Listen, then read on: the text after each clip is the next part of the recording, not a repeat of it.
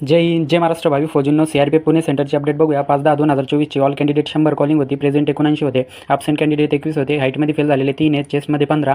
फिजिकलसाठी एक्सेस्ट मुलं होती तिथे, ज्यापैकी 2 बॅचेस केल्या त्या मी दाखवतो. इथे बघू शकता तुम्ही फौजींनो 2 बॅच केल्या. पहिली बॅच 35 मुलांची होती, जी 7 वाजता त्यांचं फिजिकल झालं. 31 मुलं पास झालेले. त्या बॅचमध्ये 4 मुलं फेल झालेले आहेत. दुसरी बॅच 26 मुलांची होती, ज्यांचं 8:15ला फिजिकल स्टार्ट झालं. पास कॅन्डिडेट 14 आहे, फेल कॅन्डिडेट 12 आहे त्या ग्रुपमध्ये.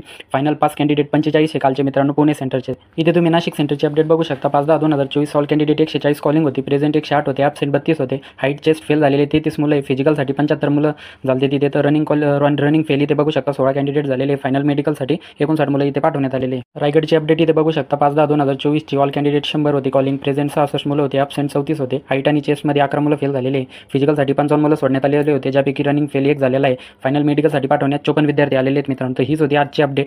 तरी चॅनलवर नवीन असाल तर प्लीज चॅनलला सबस्क्राईब करा आणि इंस्टाग्रामला फॉलो